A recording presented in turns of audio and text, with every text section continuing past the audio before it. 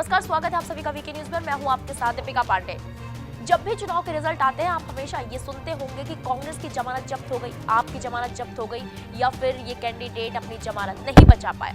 जैसे गुजरात, हिमाचल और दिल्ली एमसीडी के रिजल्ट आए और जमानत जब्त हो गई, ये शब्द आप खूब सुन रहे होंगे। पर क्या कभी आपके मन में ये सवाल उठा कि आखिर ये जमानत जब्त है क्या? ये कैसे होती है? कितने वोट मिले तो जमानत बच सकती है? तो इन तमाम सवालों के जवाब आज हम आपको देंगे इस खास रिपोर्ट में। दरअसल सभी कैंडिडेट्स को चुनाव लड़ने के लिए एक तय रकम चुनाव आयोग के पास जमा करानी होती है, जिसके बाद अगर कोई कैंडिडेट तय वोट से कम पा जाता है तो उसकी ये रकम जब्त कर ली जाती है। अब आपके मन में ये सवाल उठ रहे होंगे कि आखिर ये जमानत राशि होती कितनी है। तो आपको बता दें कि हर चुनाव के लिए अलग अलग जमानत की रकम होती है।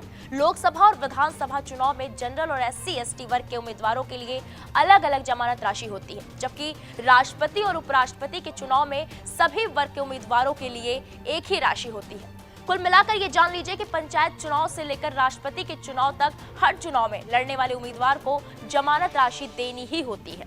अब सवाल उठता है कि किस चुनाव में कितनी जमानत की रकम देनी पड़ती है। तो चलिए एक एक करके आपको समझाते हैं। लोकसभा चुनाव, सबसे पहले बात करेंगे लोकसभा चुनाव की। सामान्य वर्ग के उम्मीदवार को 25,000 रुपए की जमानत राशि जमा करानी होती है। वहीं SC और ST वर्ग के उम्मीदवारों के लिए ये रकम 12,500 रुपए होती है। विधानसभा चुनाव, अब बात करेंगे विधानसभा चुनाव की। सामान्य वर्ग के उम्मीदवार के लिए जमानत राशि की रकम 10,000 रुपए होती है, जबकि SC और ST वर्ग के उम्मीदवारों के लिए 5,000 रुपए जमा कराने होते हैं। राष्ट्रपति और उपराष्ट्रपति चुनाव, सभी वर्गों के लिए जमानत राशि की रकम एक ही होती है।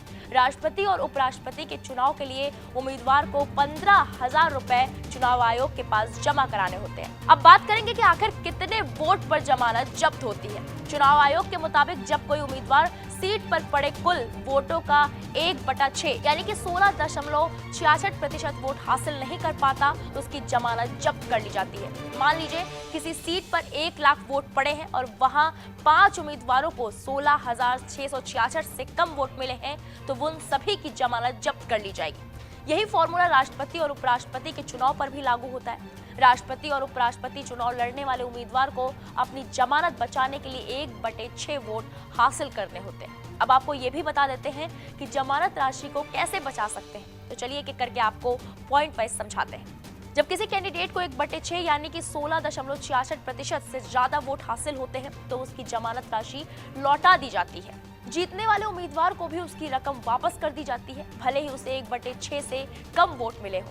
वोटिंग शुरू होने से पहले अगर किसी उम्मीदवार की मौत हो जाती है तो उसके परिवार वालों को वो रकम लौटा दी जाती है। कैंडिडेट का नामांकन रद्द हो जाए या फिर वो नामांकन वापस ले ले तो भी जमानत राशि वापस कर दी जाती है। तो अब आपके समझ में आ गया होगा कि जमानत जब्त कैसे होती है और जमानत जब्त होने से कैसे बचा जा सकता है। अब इस खबर पर आपकी क्या राय है, कमेंट करके जरूर बताएं। देश दुनिया की तमाम बड़ी खबरों के लिए आप देखते रहें वीके न्यूज। वीके न्यूज, राष्ट्र के नाम।